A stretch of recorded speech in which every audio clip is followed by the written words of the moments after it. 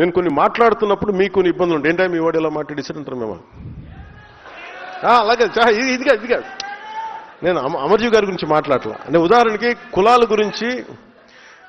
గురించి చాలా చాలా విస్తృతంగా మాట్లాడతాను, ఇబ్బంది లేకుండా మాట్లాడతాను.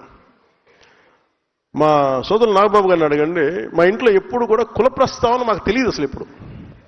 అలాంటి నేను కులాల గురించి మాట్లాడటం అంటే ఎంత నలిగిపోయాడు బిగినింగ్లో. అసలు ఎందుకు వచ్చాను పాలిటిక్స్ అనుకున్నాను. ఇప్పుడు కదా 2007, 2008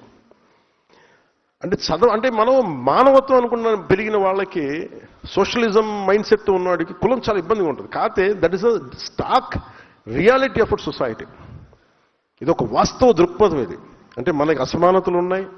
కొన్ని కులాలు అగ్రస్థానంలో ఉంటాయి, కొన్ని కులాలు వెనుకబాటు స్థానంలో ఉంటాయి, కొన్ని వృత్తి కులాలు ఉంటాయి, వృత్తి కళలు వాటికి పరిమితం అయిపోయినాయి. అందుకని కులాలని నేను సమగ్రంగా స్టడీ చేశాను.